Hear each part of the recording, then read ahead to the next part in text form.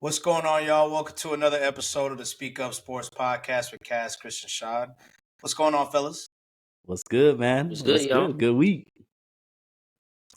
Yeah, it is a big week. We are officially at the conclusion of the NFL season and in the biggest game, really across all sports, with the Super Bowl.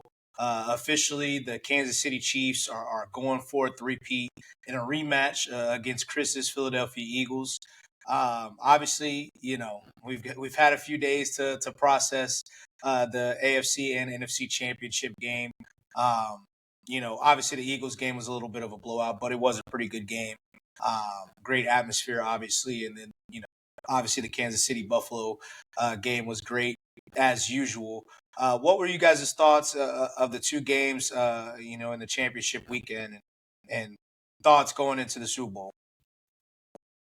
I'll let you start, Chris. Joe squad. Yeah, man. I mean, obviously happy for my squad.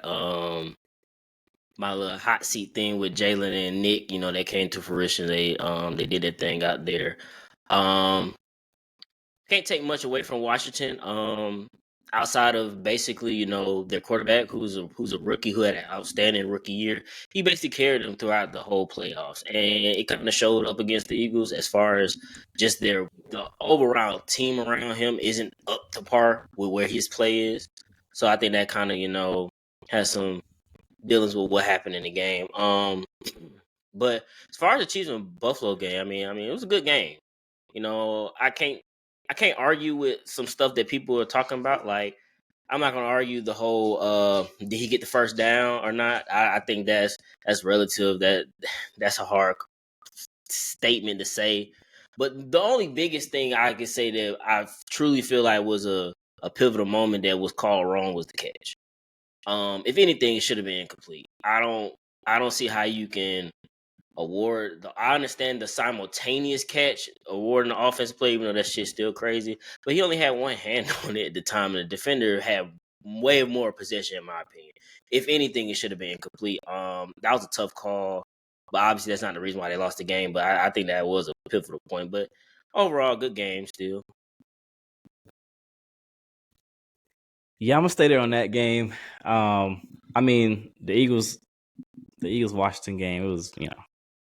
It was essentially over after Saquon housed that shit for 60 yards on the first play of that Eagles possession. But for Chiefs Buffalo, man, I think that was a really bad game from McDermott and his crew. I think that was a very poorly. I don't know if it was the game plan going in or if they pivoted to this game plan where they spam this spam man on defense and spam this quarterback sneak to the left on offense. I don't know. Maybe that was their plan going in. Maybe they thought they had more success, but they did not do a good job pivoting in that game from a whole coaching staff on both sides of the ball. It's unfortunate because you feel like honestly Buffalo really should have won, but we said it all year against teams that played the Chiefs, and they end up beating themselves. And I think we just saw that again this week. I mean, shout out to the Chiefs. They got a chance to make history next week, but this is they coach circles around McDermott and that staff, and it was pretty disappointing to see. But that was, yeah. I know we'll talk about it more, Shai, because I know you got something to say about this. Yeah, I'll start with the Eagles game. Obviously, I actually disagree that Jaden has kind of carried them, because I feel like a lot of people have said that. The defense has, kind of kept the minute by. I mean, what did they force 5 turnovers on in Detroit? I think it was a mix of a little of both. Like, they had opportunities. The Eagles were obviously they did fumble. They fumbled the kick return, and it really got ugly from there, kind of. But it was 27-15 at half. The Eagles came out and went immediately 3 and out. I don't even think they gained a yard, maybe gained like 2 yards. The Washington Commanders had an opportunity. They immediately went 3 and out, and then the Eagles went right back down and scored another touchdown. So, and they came back and scored again, but you had opportunities to kind of put the pressure on the Eagles, especially given how Jalen Hurts had played up to that point. But with Saquon doing what he did on the first play, it also is kind of like a shock to the system. Like, That shit demoralizing. here we go again. So the Chiefs are gonna have their hands full. With Saquon, especially even outside of it, because you have to give credit to Jalen Hurts, especially. I've criticized him over the past couple weeks, but obviously he has responded. Well, I wouldn't say responded because last week it was pretty bad, but this week he responded pretty well. And then you have to go back to the previous Super Bowl. I mean, that was the best game that we've probably seen from Jalen Hurts in his career. So, similar Chiefs defense, you'd have to expect that maybe he could find the same success. But the Chiefs have been pretty, suspect on the ground. So, it's gonna be a good one. But on the Chiefs side, Chiefs and Bills, I mean, I don't want to say that Buffalo should have won because the Chiefs still did put up 32 points. The Chiefs still did their thing, but I mean, you have to be, if you're a Buffalo fan, I mean, you have to be disappointed as I mean, what else could you do? Because you had the opportunity. Obviously, everybody knows the 13-second game or whatever. You had the opportunity at home last year.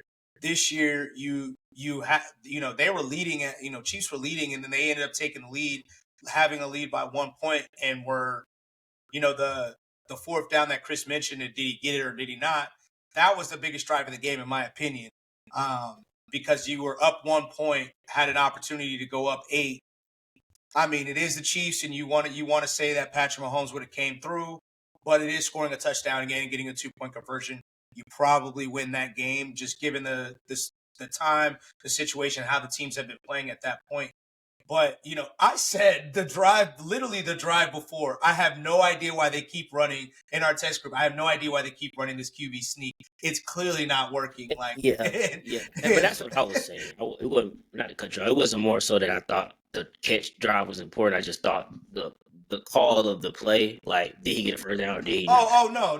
I'm not disagreeing with you on that. I'm just saying in general, that's what I thought was the most important drive for Buffalo, because you had the opportunity to go down and kind of seal it, not necessarily seal it, but you go up 8. You're in a good Kansas spot. City, You're in a good spot. You're in a very good spot. That whole crowd would have been like, that would have been really kind of the first time that the Chiefs, you could say the other game, the 13-second game, but I mean, still then everybody in there would have been pretty tight. But I do agree that was a very big call, given the situation that, that it was in the red zone. I think the Chiefs went and scored a touchdown right after. That it sucks because Bishop, if he didn't intercept it, that's not a catch. Correct. If he didn't catch the ball, if he literally just let it exactly, if he let it hit his chest, it's an incomplete pass. And it's, so it sucks in that front. But I mean, overall, I think Cass, you hit it on the head. It's like the multiple times running the QB sneak. Number one, what's up with everybody trying to do the tush push? What happened to just regular QB sneak? What happened to just regular quarterback sneak? But knowing that it didn't work already a couple times, running it again on the biggest play, really of your season, instead of I thought they should have had him coming from the shotgun, give him an opportunity. That's what I thought he's always been best at, in my opinion, just shotgun and doing a power right into it. So and then on top, Sean McDermott, bro, I was off Sean McDermott last year, and it's not to say that he's a bad coach, but there's a lot of people talking more about Josh Allen and Josh Allen not coming through in the moment. Obviously, he was down 3 back-to-back years, and he didn't come through. Well, the first time he technically did come through, and the field goal kicker didn't, but that's neither here nor there. But for Sean McDermott to be a defensive coach, you gave up 32 points to, is this a great Chiefs offense? I mean, they were doing, they were moving the ball, but the Chiefs didn't throw the ball, really down the field too much. It was really kind of like, swing passes, horizontal passes that they were taking. Mm-hmm. So 32 points there. Last week, you got saved last week by the Ravens, really, because the Ravens were moving the ball up and down the field. Obviously, they had 3 turnovers, and still it came down to a drop 2-point conversion. Everybody talks about the Bengals game a couple years ago with Joe Burrow. I mean, that was a game where they put up 27 points. The Bills only put up 10. They really kind of had their way. The Chiefs game in the past, they put up 42 points in that 13-second game. They put up 38 points in the AFC Championship a couple years before that. You're supposed to be a defensive coach. Sure. I'm not saying that you just shut down the Chiefs, but, I understand that when the Eagles played in the Super Bowl a couple years ago, the Chiefs kind of had their way the second half. But in the first half, it was, they couldn't do anything. I would be willing to bet that the Chiefs aren't just about to go up and down on the Eagles next week. I'm just saying, like, what as a defensive coach, what can you expect from Sean McDermott? Like, you're getting out coached in the strategic aspect of it. Yeah. Your side of the ball is never showing up against Patrick Mahomes, especially. I guess if you want to give him credit, he's not showing up against any of the top quarterbacks, I guess, except for Lamar. And last week was really more self-inflicted than it was more than them really doing it. At a certain point, as a defensive head coach, you have to help out he's getting older now, but your young quarterback, you got to help him out. And I get it. Like, I know Buffalo fans are like split on it, as far as like, well, what do we do with Sean McDermott? And a lot of people are saying, keep him, obviously.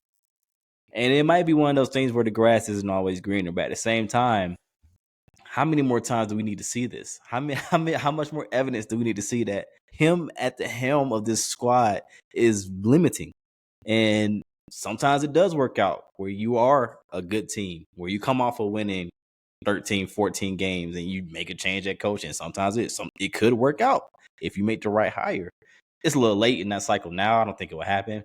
But is it? I'm Mike McCarthy. I'm not saying Mike McCarthy's a better coach than him. Mike McCarthy's a Super Bowl winning coach. You could try the Bill Belichick. And I'm also willing to bet that Cliff Brady, Kingsbury. Cliff Kingsbury. I'm not saying they're better coaches than Sean McDermott at all. But I am also of the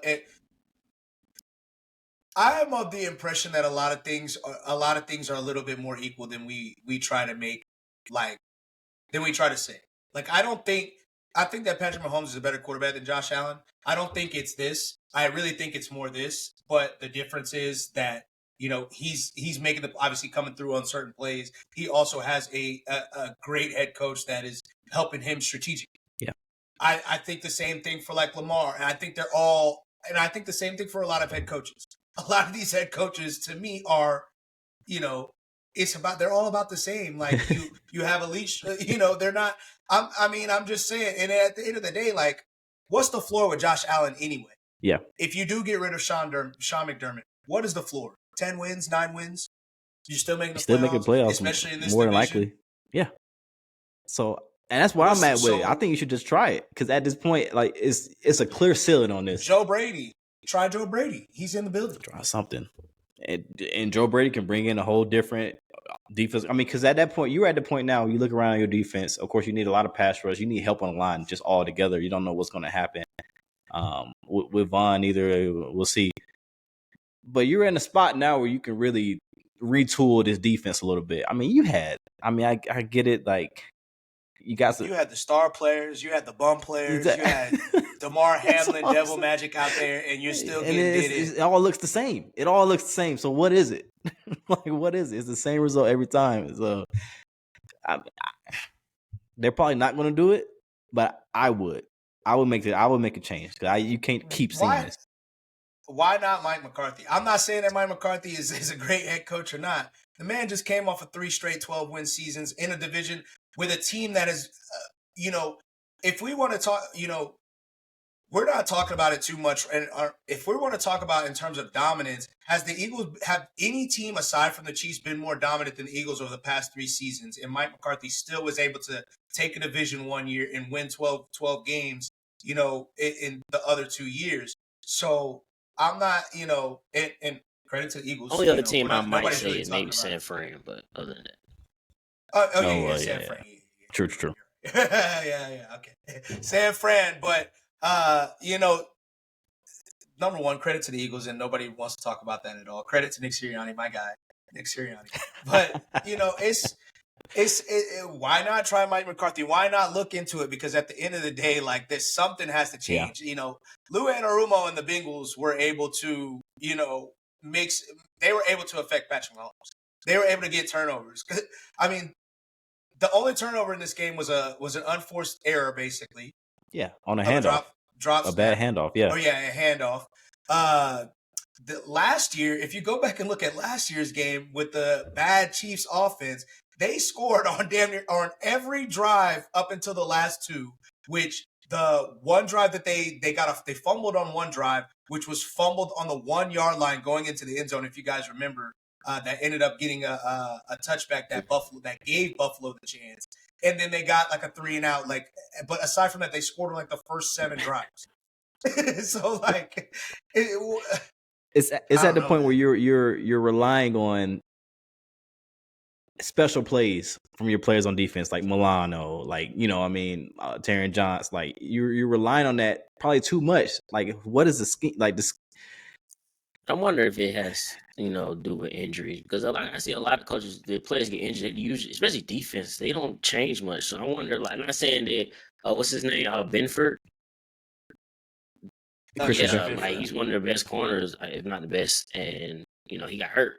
But I'm wondering, like, with his defense, whatever he was calling would have, been a little bit more effective with him in there, and then why not switch it up when he got hurt? Exactly. Where's the pivot? I feel where's the pivot? If he gets hurt, don't run man 55-60% of the game. Where they ate that shit up every single time. But which is crazy because most coaches are like that. Because even Aaron Glenn, when every time somebody get hurt, I used to always look at him and be like, bro, your corners are getting ate up. Like, go somewhere else other than man. And it's like, nah, this is what we do. But it's like, bro. I also think it's because man, it's a little easier for fresh corners to give up a little space in zone, whereas man is still. I mean, regardless if you jam somebody, it unless they get off the jam clean like every time, it's still going to affect the timing a little bit. So that's why I can see why they would go man as opposed to doing it, because you see niggas be 10 yards back and you like, bruh, it's 3rd and 2. Hey, come on, bruh. I hate that so much, bro. I hate that so much. Come on, bruh. But you want to know, what I really think it is that nobody's talking about at all. What? Doug Peterson, head coach of the Jacksonville Jaguars, lost against the Kansas City Chiefs a couple years ago in the divisional round. John Harbaugh lost against Kansas City Chiefs in the AFC Championships.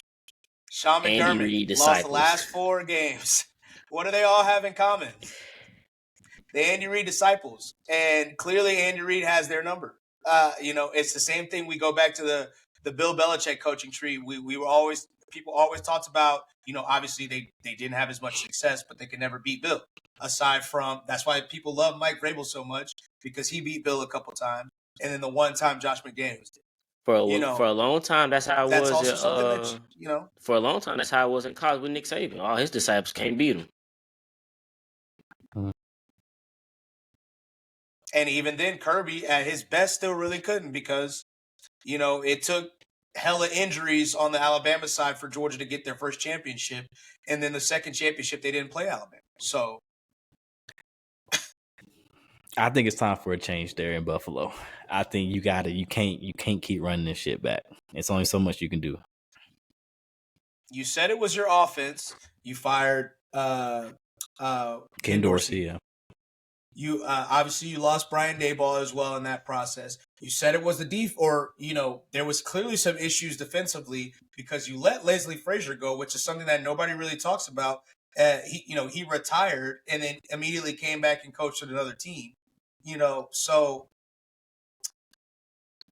I'm saying Sean McDermott. If it was me, I would have done everything possible to get Bill Belichick. Why would you not? Why would you not have done that last year when he was available? like would he not have accepted that and loved the opportunity to, number one, be in a division with the Patriots and then get an opportunity to stamp his legacy against Andy Reid? Because now people are trying to say Andy Reid is better than him, and now people are trying to say Patrick Mahomes is better than Tom Brady. Which let's get into that conversation. Let's do it. I don't feel like that's possible for either of them, honestly. I don't care if for Andy Reid, obviously he's 3 games away from tying Bill Belichick in playoff wins. And he might have an opportunity, might be the first ever coach to have a three-peat this year. I saw you in the Super Bowl. I beat you. I saw you in the AFC Championship when my quarterback was way out of his prime. I beat you. We saw when they were both in the league who was dominating. I don't see how we can now try to be like, oh no, but like, look what he did all these years after. Like, to me, same thing with Patrick Mahomes. Like, I get it. Obviously I'm a Peyton Manning guy. So, I get people want to make their arguments for their quarterbacks and stuff. But with that being said, Tom Brady saw Patrick Mahomes in Arrowhead in an AFC Championship and beat him. Then went to another team, in his first year, played against him in the Super Bowl and blew him out at 43 years old. The conversation is over to me. It was 30.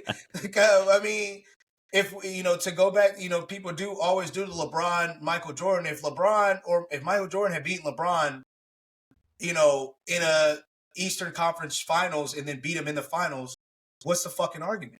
And vice versa. I think the main argument there, though, is you were talking about a 43-year-old going against a 24-year-old, and that's like, okay, like you did get that dub against a 24-year-old, but at the same time, he was only, you know what I mean, or 25, however old he was.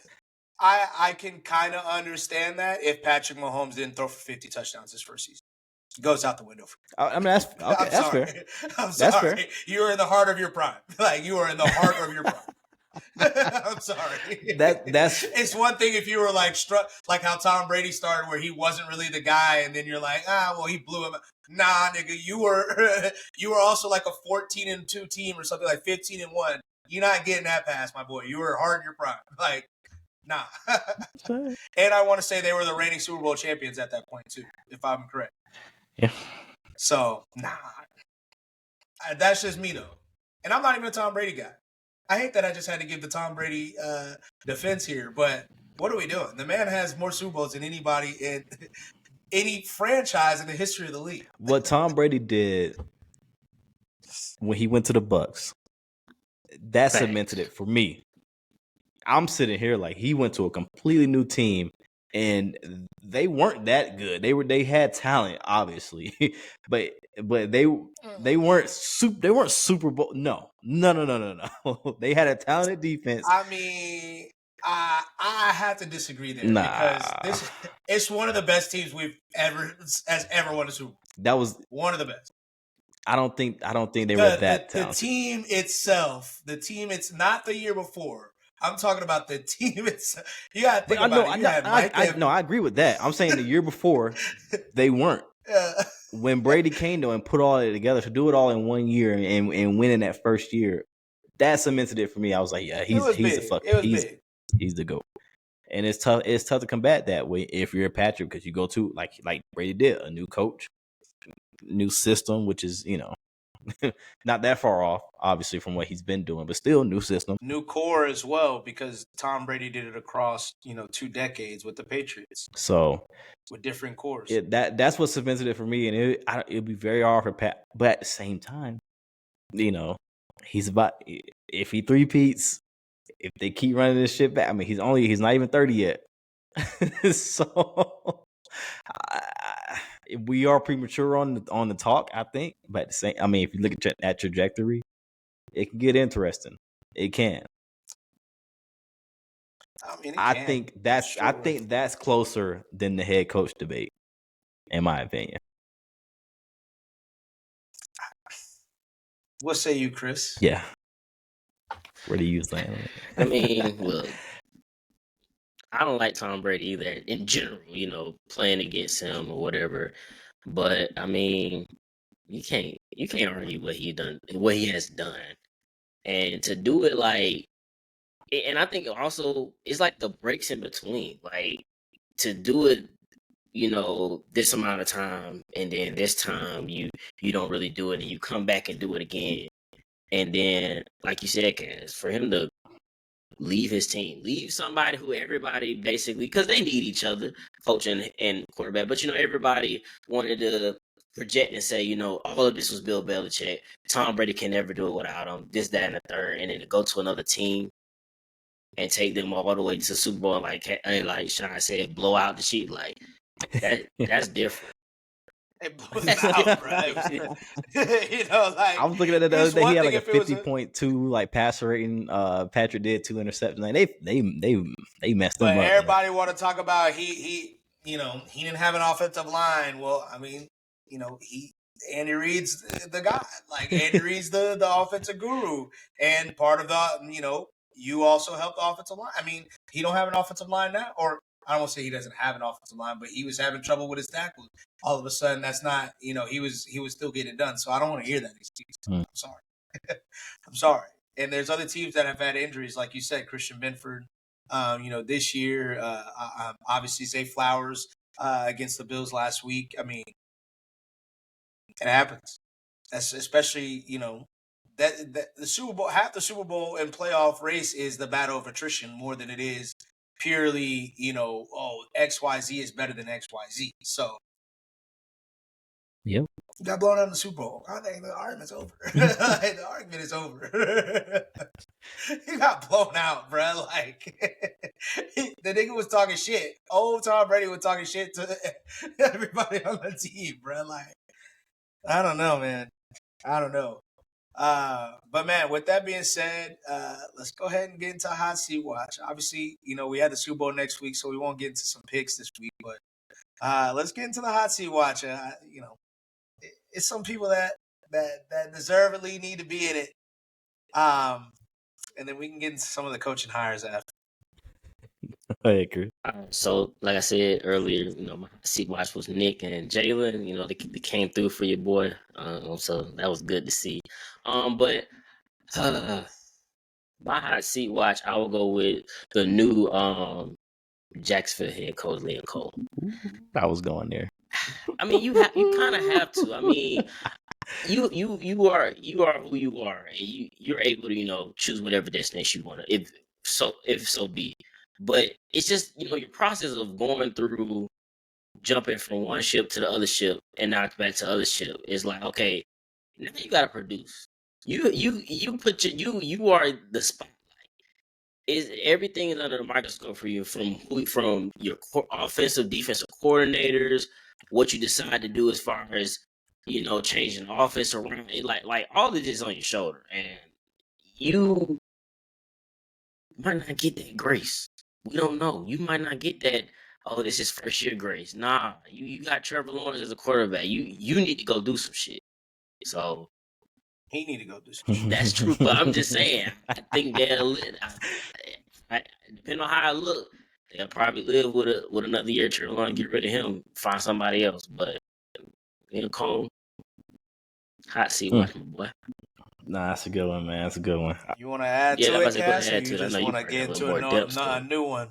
Nah, I mean, just the whole process that went about it. So, I mean, we'll talk about when we get to the coaching. When we talk about coaches, we'll get about that whole debacle that went on. But for me, I hope I'm not stealing yours, Shy, but I got a feeling I am. I gotta go CJ Stroud. And I know he's been on the hot seat many, many times this season. Many, many times. But with new information comes new addition to the hot seat. So obviously, Bobby Slow got let go. I think that happened this past week since our last pod. So Houston let their offensive coordinator, Bobby Slow, go. This is a guy that had multiple head coaching interviews last season. Decided to go back to Houston. We don't really know all the details if he turned jobs down or if they never even offered, but He ended up back in Houston on a new deal. That made him a pretty goodly paid coordinator. And they had a rocky season this season. I know like a lot of it was on the O-line. But then you see reports saying that Bobby Slowick had to kind of shift his offense away from what he likes to do when they got rid of like the fullback and the fullback centric sets. And they shifted away from that, and Bobby Slowick had to pivot, and obviously didn't do a good job of that as a whole. And I know, of course, the offensive line, the receiver injuries, all that got to do with it. Yeah. And then we get the report that came out from who was it, shot? I don't even remember who it was. It was like a. It's on the. Anyway. Basically talking about how in the pre-draft process, Bobby Slowick met with CJ Stroud, and they kind of got into it. It got verbally, I can't remember who it was. Why can I not remember who it was? But to the point where like Bobby was saying, like, I don't care how y'all did stuff, I don't care how you did stuff before, like this is how we're gonna do it now, and blah blah blah. To the point where a lot of people around the league didn't even think Houston was going to draft CJ Stroud. They ended up drafting him anyway. And apparently last season was just this miracle season where everything was untouched. But of course, when you start slipping a little bit, stuff starts coming out more and more and more. So now CJ Stroud, you coming off a bad season. I understand you won the playoff game, but you made the playoffs in a bad division, let's be honest, or underwhelming division, I should say. You're coming in with a new offensive coordinator, and a lot of the stuff that came out in that and what he was saying about like you versus Bobby Slowick, it tracks. I don't know if it's true. Obviously, we don't know if any of this stuff is true, actually true or not, but it does track. 100% true. Huh?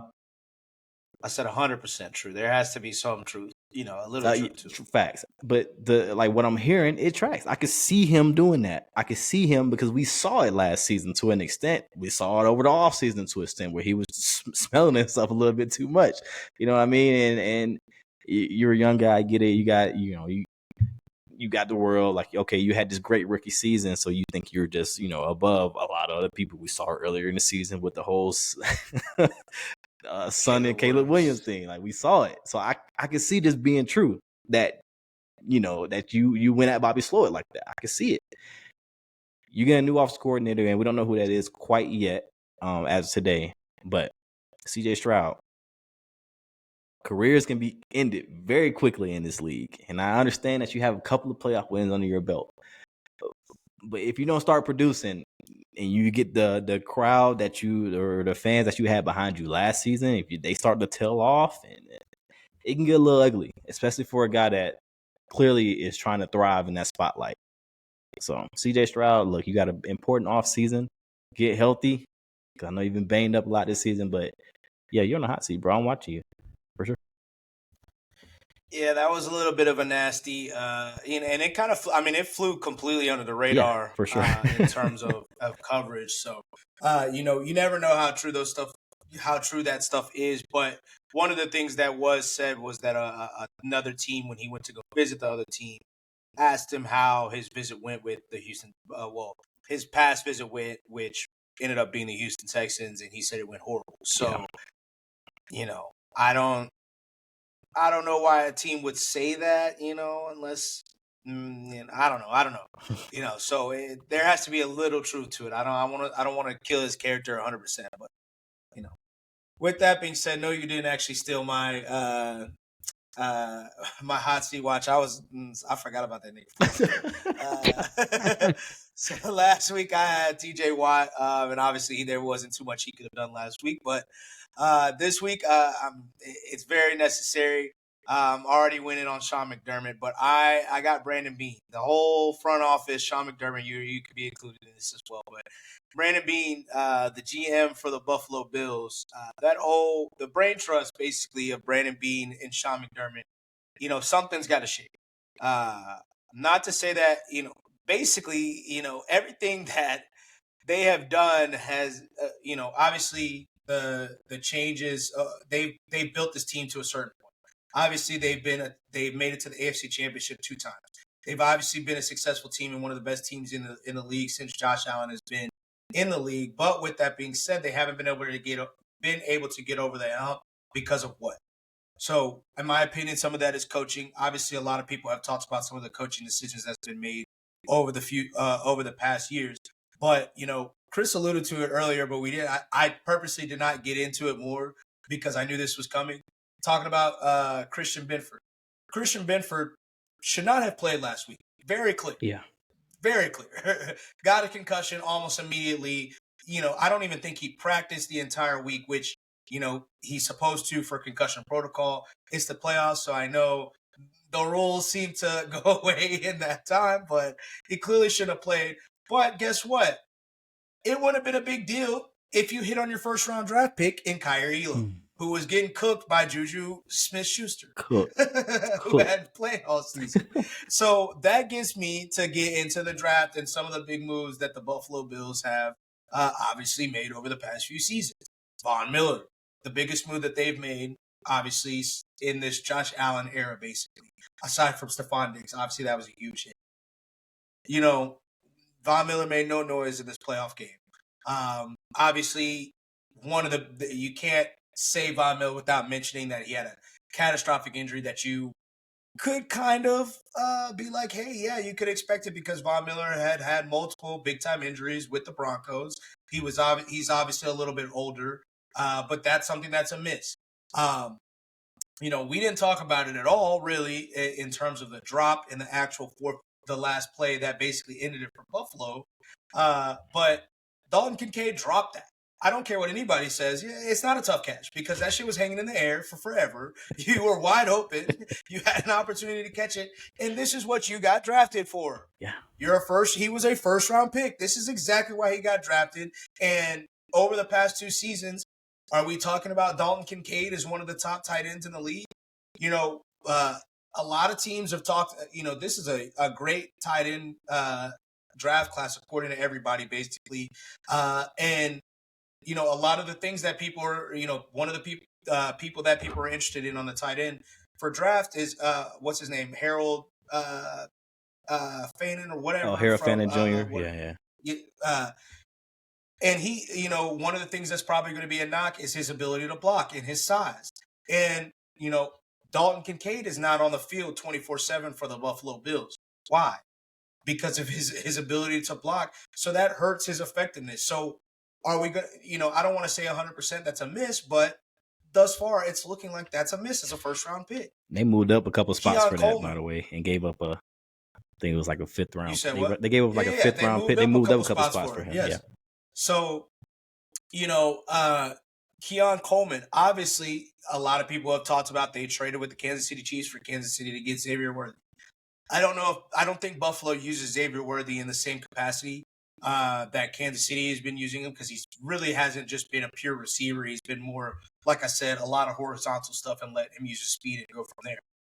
But Keon Coleman didn't really make any noise this season. I think he's going to be a good player. I think a lot of people think he's going to be a good player, but you had opportunity. Maybe if Keon Coleman is a lot better, you don't have to trade for Amari Cooper, who, as well as another big move, that looks like a miss. Yeah. Because Amari Cooper really made no noise in that playoff game, which is exactly why he was brought in. And on the opposite side, Kansas City, you have to look. DeAndre Hopkins, which, he didn't do, a whole lot. But Juju Smith-Schuster, goofy ass, it's a pickup that he gets from a free agency, and he goes crazy. So it's another miss. It's like, why are you not hitting on this? So I say all this to say, when is something going to shake? The best first-round pick over the past few years is Gregory Rousseau, which he's a really good player, but is he great? No. James Cook is a really good pick. That draft class, aside from Kyrie Elam, James Cook, Terrell Bernard, Khalil Shakir, Matt Ariza, who is the kicker or the punter who, had some issues in college involving sexual assault, and is on the Kansas City Chiefs now, is one of the best punters in the league. So, that sucks. That's a hit from you. So at some point we have to start calling Brandon Beane and Sean McDermott. I know everybody wants to blame Josh Allen and, say that he hasn't come through and that he looks shook, which he did on the sidelines. But, he needs help as well. Yeah. And the picks that have been made, the free agent signings that have happened over the past few years have not amounted to something to give them the ability to take that next step. And I don't know. I don't think hoping for Andy Reid to retire or the hoping for the Kansas City Chiefs to fall off and Travis Kelce to retire, which probably happens next week. I don't think that is a plan to help you get over the hump. So Brandon Beane, the whole organization really, but Brandon Beane, you are on the hot seat. I like that. Hey man. Call it out. Hey man. Something gotta shake. John Harbaugh, you too, nigga. Hey. y'all gotta start hitting too. Derrick Henry, huge hit. Gotta make some big moves. I'm not gonna say that. I'm not gonna say you're having Kyle Van Noy, obviously Jadeveon Clowney, but need some more elite players. Need some more elite players. I mean, Buffalo given Kansas City the pick to get Patrick Mahomes, giving Kansas City the ability to get Trent McDuffie, giving Kansas City the ability to get Xavier Worthy, and then it's just added up, piling up, where it's like, come on, bro, like I'm not trading with these niggas. I'm not trading with these niggas. I'm not trading with the Patriots. You basically gotta treat them like a division opponent. You got to, and they haven't. They treat them like, oh, just another AFC team. But no, you play them every single year. I'm not doing nothing. Like it's a division opponent. Obviously, if they're trying to trade up with me, they think this is a great player. You should think about it a little. Yeah, you should think about it. Be like, I need this player because I'm trying to trade up. I need this player. No, I'm not trading up with you, bro. Yeah. Like, what are you talking? I'm not trading down. Like, I'm not doing none of that. It's a little odd. I don't know. It's a little weird. I don't know. It's like it was just like every year when people were, why are you trading Randy Moss to Tom Brady and the Patriots? Like, you're in the same conference? Why are you doing that? Why are you letting Stephon Gilmore go to your division rival? Why are you doing that? But hey, you can't stop everything. You can't block everything. But there are certain things that you can, and you had to know. So I don't know, but. Yeah, man. Let's get into some of these coaching hires. Obviously, over the past week, Chris mentioned Liam Cohen. The wishy-washy stuff with him and the Bucks, and finally ends up on the Jacksonville Jaguars and had a little bit of an awkward press conference.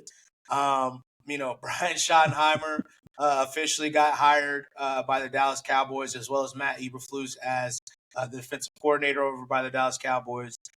Aaron Glenn officially is the head coach for the New York Jets, and it's looking like Steve Wilkes will also be the defensive coordinator there. And then Clint Kubiak becoming the OC in Seattle while the Saints look in despair.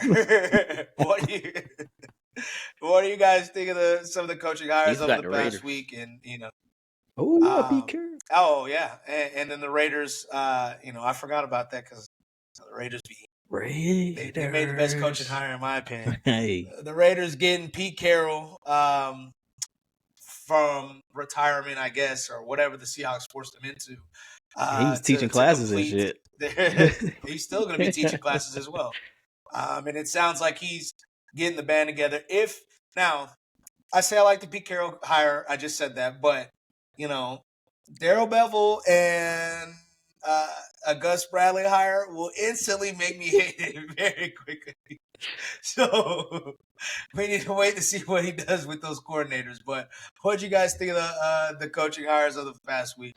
For me, it's a sneaky good one that you didn't mention. It just came in my head. Ronald Saleh going back to San Francisco, and maybe he can help that defense out because that was one of the little low spots of this past year. But I guess I'm liking the Aaron Glenn to the Jets. I'm interested to see as far as like how he's gonna the roster construction. Like as far as are they gonna keep Aaron? They're gonna sound like to him he like, hey, either here you're not gone somewhere.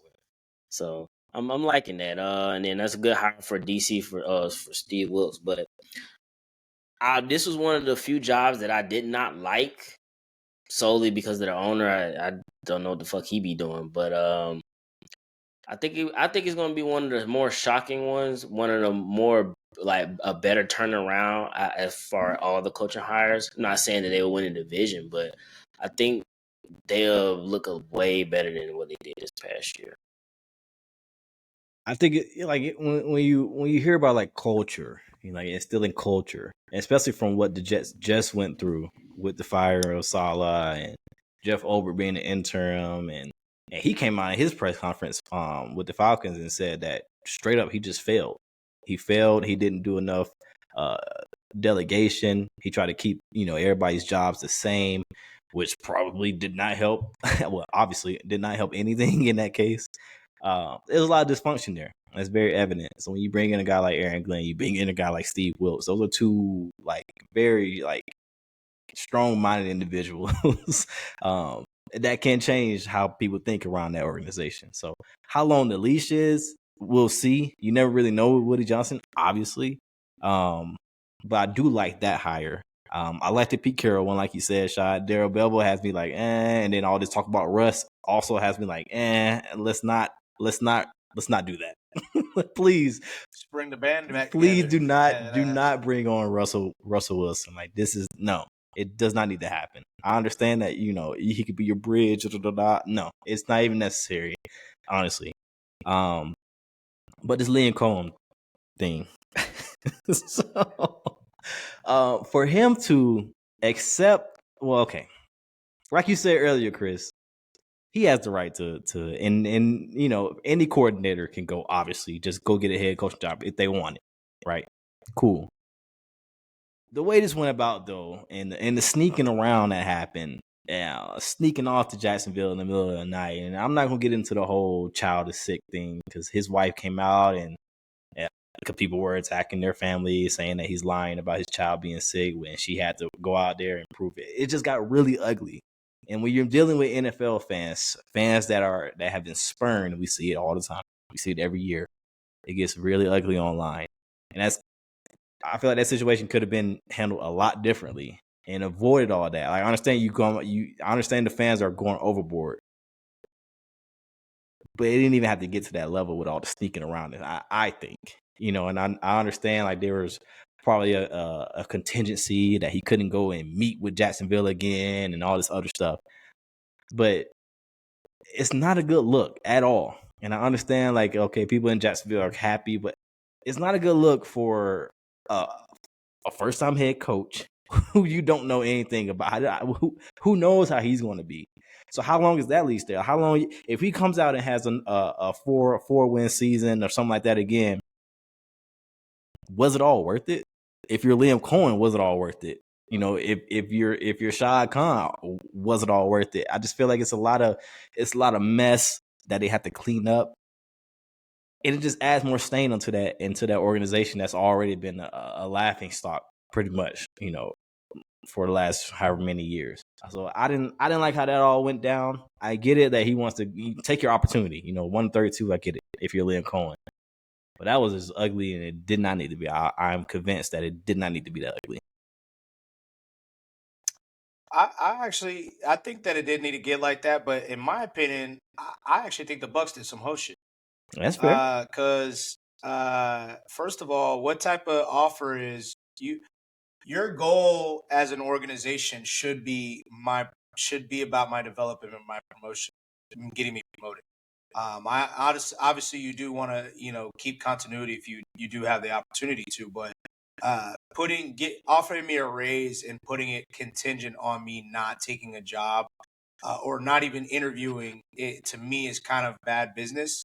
It's like you should because now you're saying, oh, if I do take this, even if I decide I go and take this second interview and I just decide, hey, I just want to weigh my options and I don't go here, I'm not worth this money now. I don't know how I go back and that to me seems a little weird. Like you should be like, that should be a goal of the head coach of our team, of the GM, because that also reflects on your resume, your coaching tree, that you're able to grow and develop coaches. So to be like, nah, don't go, like, don't take the interview. Like, I completely understand him being like, hey, we would love for you to come back. We would love to give you a raise. Here, I want you to take a chance. I don't believe that job is a good job for you, blah, blah, blah. But if you want to weigh your options, do so. But that offer is waiting for you. That to me is like showing love and respect to somebody. That's just me personally. But the sneaking around, there's been a lot of floating reports saying that he did talk to Todd Bowles when he was at the report was that he did talk to Todd Bowles and told him that he was with his kid and he was sick or whatever. He did tell Todd Bowles that he was going to take the second interview.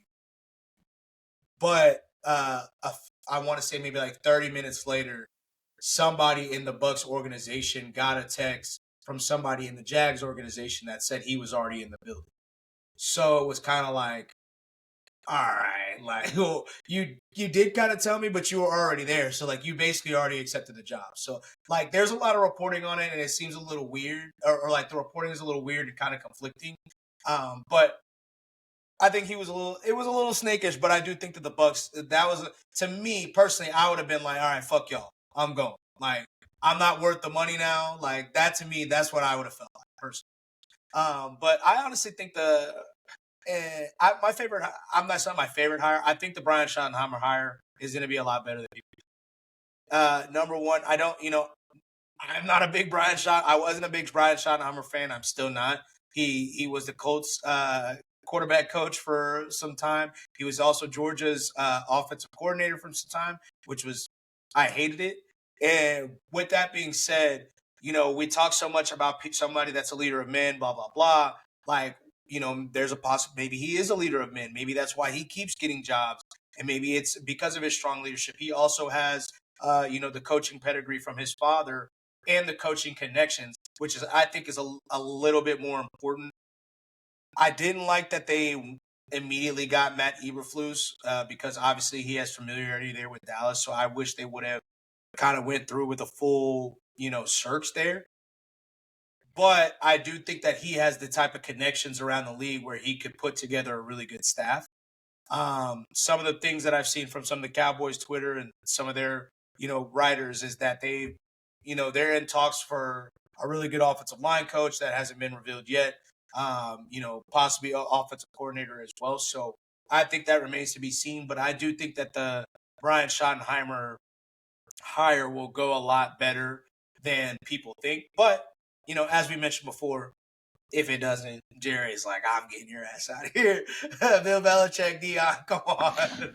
Well, the Deion thing, the only pushback I have with that is, I mean, he's been coaching for a long time to not ever been a head coach. Yeah.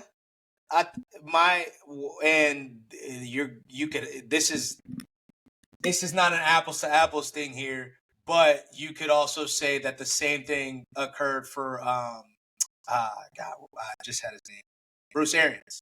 Okay. Like, he was a head coach in in college, but it really took him Chuck Pagano having cancer basically for him to get an opportunity to be an interim head coach, which got him the head coaching job with the Cardinals. But if you recall, he left the Steelers because he wasn't getting an opportunity, basically. Right. So, the reason that I was like struggling to go there is because he also won a Super Bowl with the Steelers. They also probably had top offenses with the Steelers. So it's that he was also leading, which I don't know if you guys saw that rookie list, but the Andrew Luck disrespect is getting a little out of hand here. He also led a quarterback to having one of the best rookie seasons ever. So it took a lot for him to get that. So, but I don't know. Brian Schottenheimer, I think, will be a little better than people think. But like I said, the Matt Eberflus, I think Matt Eberflus is a good defensive coordinator, but I don't think he's like great to the point where he needed to be an immediate hire. Sure. But the Saints, I don't know, my boy. I mean, it's looking like Kellen Moore. It's looking like Kellen Moore for them. What happened to Anthony Weaver? Because they said he had a great interview and nobody's really talking about him anymore. And it seems like they're just all going Kellen Moore. But I feel like Anthony Weaver. But it seems like they're leaning towards offensive guys. So they want an offensive guy in there. I mean, obviously from all of their interviews, except for Aaron Glenn and Anthony Weaver. I would choose Weaver too.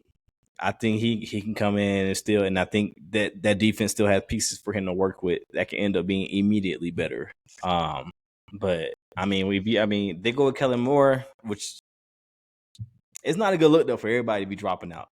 At all. It's not a good look. I mean, and there was we've seen a couple reports about the Mickey Loomis being there, and Aaron Glenn possibly wanted to pick his own defensive GM, and that wasn't a part of a point of contention. So maybe it's the same situation, kind of like with Trent Baalke before he got fired in Jacksonville. But I mean, I was thinking about it, and it's like, damn, like Cam Jordan's getting up there, well, not getting up there. He's up there. Yeah. Could really retire this year. Alvin Kamara's, on the higher, the older end of the running backs. It's like Chris Olave, he's a good player. I think he's really good, but obviously he had the concussion issues, but he's not a star. Yeah, they getting old. I mean, Demario Davis old. Like where you just got rid of Marcus Lattimore, who was food all weekend. So I mean, maybe you did the right thing, but I don't. Where is the player that you're like at least one? At least the Raiders had Brock Bowers and Max Crosby. Jets had a bunch of players, and I think they should bring back Aaron Rodgers personally. The Jags, you could say Trevor Lawrence, but you at least have Brian Thomas and you have two good pass rushers. Yeah. The Cowboys, the Saints, I ain't trying to hate, but like, yeah, where are your young blue chippers? I mean, I would still take the job personally if I had the opportunity and I felt like I could do a good job, because you'd have to think that you're going to get a great contract and a good contract length and some leash. But if that's not there, then I mean, shit, But I don't know. Yeah, it's a little rough. It's looking dark over there. It's looking real dark. It's looking real dark, and I mean, there's gonna, 100% gonna be talks about Derek Carr going somewhere in the offseason, I imagine as well. So, if he does, now you're out of a quarterback with it's dark. Because Spencer Rattler was not it. Not it. Which, I mean, he had nobody out there neither. It seemed like every time he got on the field, he was working with, me, you, and Chris. Yeah. But I don't know. I don't know. So, but yeah, I don't know, man. It's looking dark for the Saints, but maybe by this time next week we'll hear some more news. Obviously, Kellen Moore is still in the midst of a Super Bowl run, so we're not going to get any announcement until after that. Really, they'll probably make some hints if he does get the job. Yeah, they can't. We will know they can't Super Bowl officially Sunday for do sure. anything. Yeah, they're going to do all the talking around it on Super Bowl Sunday, but we'll know. Yeah, we'll know. Probably. If he gets it, it's gonna get leaked somehow. If he gets it. I think if New Orleans doesn't make any more, we'll see what happens the rest of this week. But I think it's Kellen Moore's job. I think he's just gonna get it. I would honestly I would think about redoing the search. Honestly, like if you're willing to fire Mickey Loomis, like. Well, no, yeah, that could be interesting if that happens. Redo the search. It's these just because they're not in the media, in my opinion. I don't know how I did read some. I can't remember. I'm mad that I can't forget. I can't remember this either. I did read something about a head coach that was talking about all of the different interviews that they've had, and I want to say that they had interviewed for at least 10 jobs or something like that. And they said the only owner that was kind of prepped and knew exactly what they wanted from a coach was Jeffrey Lurie. And obviously we see the results that the Eagles had really over the past 30 years, really basically our entire lifetime. The Eagles have been especially 2000s, I'll say since the 2000s the Eagles have basically been a viable team.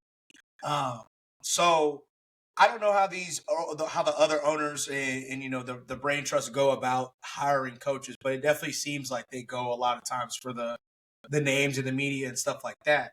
I don't see anything wrong with restarting the search and looking at people that maybe from the outside, outside the box. There's not only 30 good 20 good coaches. I don't think there's only I don't want to say that there's 15 great coaches, but I don't think there's right now. I would say there's probably like 10 really good coaches. I don't think there's only 10 really good coaches. You can find them, just like you find players in undrafted 7, 6 rounds. So look, there's somebody who wants that job. Look, somebody want to put it on Indeed. I'll interview them. Put it on Indeed. You ain't gotta pay me the $1 million. I'll take the shit. They can talk shit about me. Fuck it. I'll take that $400K. Be on that podium after the fool, boy. It goes. Like you see what they gave me? God damn, what you want me to do? We in cap hell. What you want me to say? I don't know. You gotta give me some grace, man. Hey. You see Derek Carr out there. You see him throw that pick in the red zone. What you want me to do? You think I told her to do that? You think I'm that? Y'all want to talk about blame me and say I don't know what the fuck I'm talking about. You seen the throw. Right. We ain't call that shit. Hey, Cass. Next question. Yeah, exactly. You see question. AJ Brown yoke that nigga up and his helmet fell off. Like I didn't. Hey, I mean, he a little ass boy. I don't know what you say. You don't know what you want me to do. Man. No, that'd be funny, man. But man, like I said, this week ain't too much to talk about. Obviously, with the Super Bowl next week, Pro Bowl is really nothing. We really don't need to talk about that at all. So that kind of gives us a wrap for this week's episode of the Speak Up Sports Podcast. Hold on, Chris, what's up? I seen the topic earlier today. I just wanted y'all opinion on it. It's about the Pro Bowl. So, like, what are y'all opinion on? When the people who don't who decide they don't want to go, but then they automatically get somebody else, and now that's on your record or your resume as a. Just don't put them as. Just don't say that. But that's what I'm saying. Yeah, but they do though. Like now they are a Pro Bowl player. Yeah, because Gardner Minshew is a Pro Bowler. He can say that. I'm a Pro Bowler. I just want to know what y'all thought about that. I do agree with that. Pro Bowl alternate. Yeah, you have to emphasize that alternate part of it. It does devalue it to an extent when you see guys like Huntley, like they were talking about earlier, and Gardner Minshew. It does devalue it. It's like, hold on now. But you got to emphasize that alternate part of it, which doesn't get emphasized, but it should. Because, I mean, like, didn't Russ get it? He in now? Russell Wilson, yeah. And so that's his resume. A Hall of Famer. You got another Pro Bowl. I would say that Russ. My only thing about the devaluing is I get it to an extent, but at the end of the day, it's not like Tyler Huntley's about to have 2-3 Pro Bowls. The odds are that these guys are just going to be racking. These guys that shouldn't be in the Pro Bowl are just going to be racking up Pro Bowl alternates all the time. So that's the only reason I'm like, I get it. It kind of does. It devalues the game itself, but in terms of the Pro Bowl honor, like, you're not, we're never going to be having a conversation. No disrespect to Tyler Huntley at all, but we're never going to be having a conversation about him in the Hall of Fame to where that is like an effect, I guess. So, but what do you think about Chris's point, though, about like Russell? Would you count this as far as his Hall of Fame resume because he made the Pro Bowl in his age 36 season? In my opinion, I feel like Russell's Hall of Fame candidacy has already. It's done. Like, he was never. I don't mean that in a disrespectful way, but he was never on a path where he was a definite Hall of Fame, in my opinion. And I would say that most people probably don't think that he was ever on a path where he was a definite Hall of Famer, and then he fell off. His path was always going to be, he's a fringe guy. So for him to even get back in that conversation, he would have to have a phenomenal year and then get a Super Bowl. But okay, so what if Russ needs a Super Bowl to even But what get if the same situation happened like the next 2 years, where you got a 5 quarterback that's in the Super Bowl, another quarterback that just lost AFC or whatever championship, so they don't want to play no more, he's another alternate. That's 3. That's 2 more on top of what he already had. And then when they present the Hall of Fame people, they're gonna say he's a 12-time. I'm just throwing a number. 12-time Pro Bowl win, and actually he's 7. I mean, they'll say that, but I mean, they're also. I mean, they go and make they have you have to make the case for the Right. Hall of Fame. So they have people that are making the case. I don't think these writers are going to be making the case for Russell Wilson. That's what I guess that's really what I say. Like they have to make the Gotcha. case for you to make the Hall of Fame. So like they're. I don't know if people, to even my point when I was talking about it a few episodes back, like somebody had to make the case for Pat McAfee to be to be considered a Hall of Famer. He was never, to me, he was always the best punter in the league, but universally, he was never considered the best punter in the league. He was only like a one-time All-Pro. Somebody had to make the case, and part of the case, I believe, in my opinion, is because he's such a worldwide known name now. And then you look back and you're like, yeah, he was always kind of like at the top, but like, Yeah. So I don't know if anybody, especially in Seattle, I don't know. Nobody in Seattle, Denver is making that case for him. Nobody in Pittsburgh is making that case for him. So it come down to Seattle, and then it also come down to who else he's going against as well. Because there's people that have been great that aren't still ain't in. The problem with that Pro Bowl alternate stuff is that they don't tell us how many people turn that shit down either. We have to guess. But I'm guessing that a lot more people turn this shit down than you think for it to get to Russ. I mean, I'm pretty sure they probably offered C.J. Stroud. He probably said no because of. Well, the thing was, who's the Pro Bowl? Justin Herbert. Who's the Pro Bowl He probably got starter? offered. Yeah. Was it Josh Allen or was it Lamar? So Lamar and Josh. The alternate probably would have been Patrick Mahomes, but he's in the Super Bowl, so that's another one that's like. So they get kicked down pretty quick. That's what I'm saying. I think over Russ, I think it would have been like CJ. I think it would have been Justin Herbert. Both of them are dealing with injuries a little bit too, though. And maybe could do like a language thing where it's like these guys are joining the Pro Bowl games or something, right. as opposed to he's a Pro Bowler. Yeah. Facts. Join the Pro Bowl games and that would be, that could give indication like, oh, okay. But I was watching First Things First today, and I think Chris Broussard made a good point. It would be fun because it is flag football. It would be fun to see like a receiver go back and be quarterback, or some of these guys play out of position. So if you didn't want to add alternates, I could see that as well. Also, you don't really need them if you're playing flag football. Just all-time QB, who gives a fuck? I mean, at the same time, it is what it is. I mean, I think it's because they're trying to find a way to be like make it more interesting. And I get it. Like, there's going to be a lot of people that are always going to back out because people are holding off on surgeries or holding off on just kind of sitting down to heal something that's been nagging them. So I don't know. I definitely think it. Where is it even at? In Florida? It's in Orlando. Yeah. That was the other thing that somebody take brought it out of up. Orlando. Used to be in Hawaii, so motherfuckers. I can go to Orlando whenever. That's probably how a lot of people like.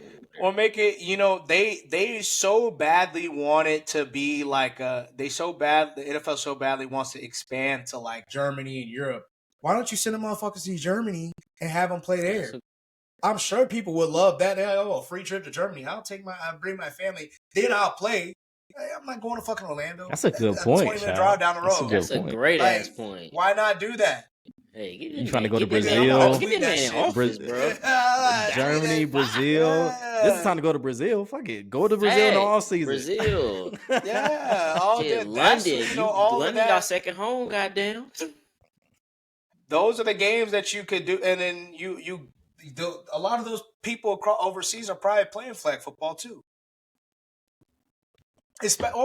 Because now we're talking about Olympics. The Olympics, people are having Olympics. So, I mean, shit, if you want to, I don't want to get too deep into trying to be like, having the NFL players going against the Olympic team.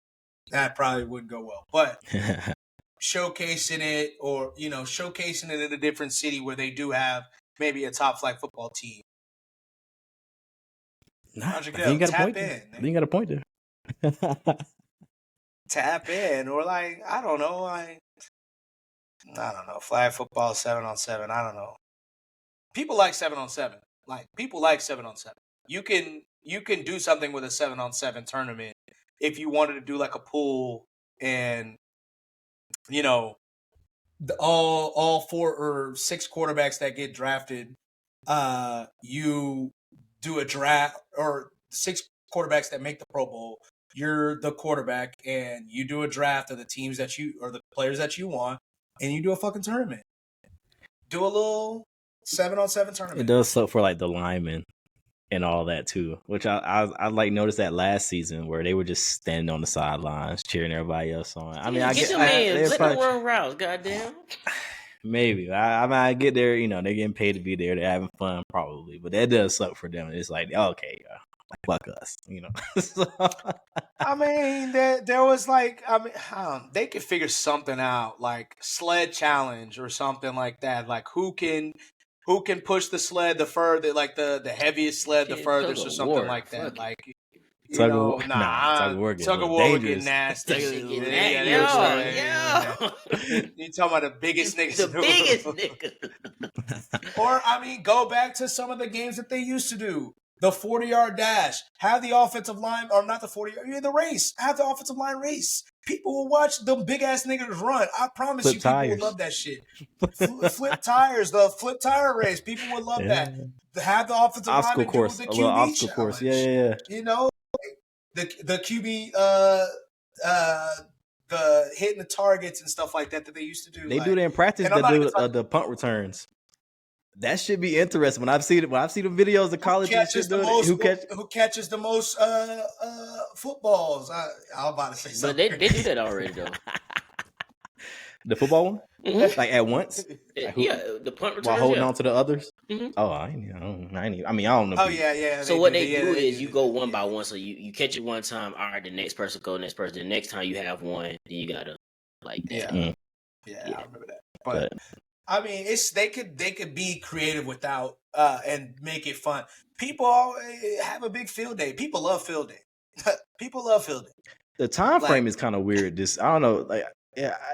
And it's been like this, obviously, for a few seasons. But like for it to be the skills thing to be on Thursday and then nothing else until Sunday, it's a little odd. That makes it more important to be in a good place and not Orlando, Florida. You know what I mean? If you're gonna have 2 days off in between, so we're seeing the skills thing tomorrow, Thursday night, and then we don't see anything about the Pro Bowl until Sunday. It's a little weird. It's a little odd. They gotta fix some shit. They don't know what to do, and they don't know what to do. Yeah, it's like these niggas. I mean, the same thing with the All-Star game, and we're getting closer and closer to it. We just got announced the dunk contest candidates, and it sounds like the NBA is struggling to get Caitlin Clark to compete in the 3-point contest, similar to Sabrina Ionescu did with Steph. What was it? Was that last year? Yeah, it was last year. Last year. So it sounds like they're already off to a bad start on the All-Star weekend. So we'll get into that, as we get a little closer. But All-Star should not be this hard. Yeah. Pro Bowl and All-Star should not be this hard. Like showcasing your star players, it should not be this hard.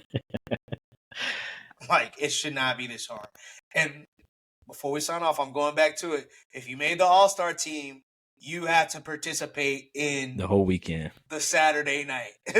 So the only people that can participate in the dunk contest is niggas on this All-Star team. Y'all pick which one. I'm saying that's the best bet. They gonna push back, but fuck it. You know what I mean? At some point, you gotta stop. At some point, something Jaylen Brown said he been a VP since 19. He not slow. Hey, get right there, nigga. Get right. You, CJ McCollum, Grant Williams, y'all niggas in the NBA PA. Get right. Get right. But man, that gives us a wrap for another episode of the Speak Up Sports Podcast. We will catch y'all on Super Bowl week next week, and we'll see if Chris's Eagles get a dub. Yes, sir. See you then.